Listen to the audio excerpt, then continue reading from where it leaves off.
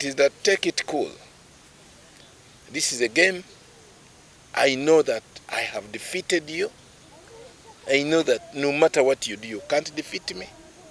If you are planning to cheat, I will catch you at that point. If you are planning to bring hooligans, I will defeat them. No matter what you do, I have come, my time has come. The best thing he would have done is to, to step aside and say, okay, let me wait for the future. Let him take it easy. Like he has defeated others in the past, this is my time to defeat him to the extent. Any source of employment, if we collaborate with you, can you source find something to do? It's too late. Government wanted to have a discussion with him. The president wants me to help him to mobilize an election beyond Kabwere. And I know he sent a miseries to ask him step down. He stubbornly refused. And I remember telling those people, let me go and defeat him so that in the future he knows that he was defeated, he was never convinced out. So far the campaigns are going well. I have finished 8 sub-counties out of 12. I was in Kagomo, visited all of the parishes in Kagomo. I went to Goligoli, visited all of the parishes. I went to Kenkebo, visited all of the 7 parishes. I went to Kirika, visited all of the 7 sub-counties, the parishes, and I went to Nabiswa. I completed Nabiswa. The level of reception is exciting. The expectations that people have of me are worrying. I've been asking my family and my friends, what do people expect me to do that they are giving me this kind of reception? The campaigns we are doing in Kabwere is not for a parliamentary member of parliament. It's not for a member of parliament. It looks like it's a presidential. Because I last saw this when I used to escort my comrade, Dr. Kiza Besiji, where people sweep the roads and they are overwhelmed by joy. I think that my opponent has taken long to realize that the support he got in 2021 has shifted. And the question that one of the security agencies in this district asked me today is that what is the Honorable Member of Parliament expecting? Why has he not taken leave early enough to save his money and time? And I can tell you, as a researcher I've watched, there is no single parish, there is no single zone where my opponent seems to be closer to me. They are distant. They are very distant. And my prayer is that these elections are free and fair, and that there is no violence, there are no attempts to rig, because an attempt to rig or to cause chaos in this election will attract the utmost response. That one I am very prepared to protect the people's win. I have sealed all the corners. Nobody, no one will come and rig these elections. I will do everything humanly possible to protect these elections.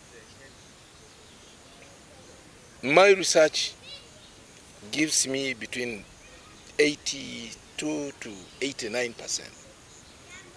The security report which I have access to is giving me 89 to 92%.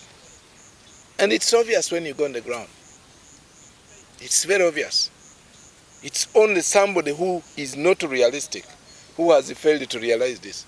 Even in Naviswa, where my opponent comes from, the parish where he comes from, I will defeat him by 1 o'clock on 17th. By 1 o'clock. It's when he will realize that he should have given up long time ago. So I am happy with the reception. I am only concerned about the kind of expectation people have.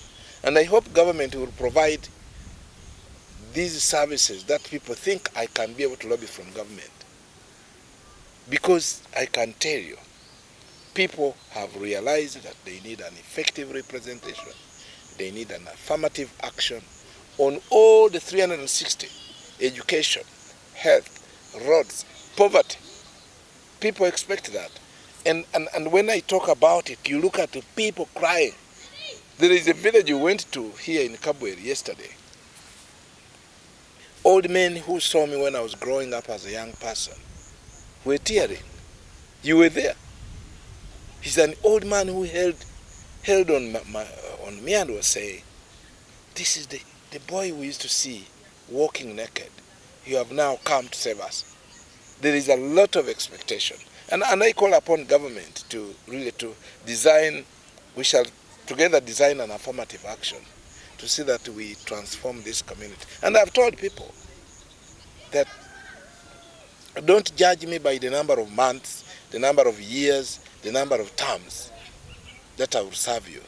Just judge me by the kind of transformation we shall start, and we shall maintain that transformation for as long as it is and as long as it can be. The petition people have here is poverty.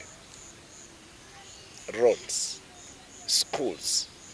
There are schools where I went, I think this was in one of the sub-county of Goligoli, where you find a school in the 21st century. People still sit on bricks. Bricks. In the parents and the children themselves, you look at them, very miserable. Poverty. People are asking themselves, since when did the Karamoja overtake us in terms of wealth rating? Because Karamoja used to be regarded as, a multi-dimensional poor area. Now they are selling stones, they are selling stone dust, they are selling their level of performance in terms of GDP per capita contribution seems to be overtaking ours. And actually that is a worrying situation, because in this community of ours, there is no economy. They sell nothing, they work for a stomach. And until when we design an intervention that allows these people to earn a living, but also to have a saving and be able to develop themselves, this community will remain a laughing stock. And this is, it traverses across the whole of Bukit up to Butaleja. These brothers and sisters of mine grow rice. They spend 6 months in the rice garden. There are 6 people, and they, at best what they can do are 500 kilos of rice. Each kilo is 2,000 shillings. 2,000 times 500 is 1 million. Divide by 5 people, divide by 6 months, you can get the image of what these people can have. So what brings me down here is, how can we have an affirmative action? Government affirmative action.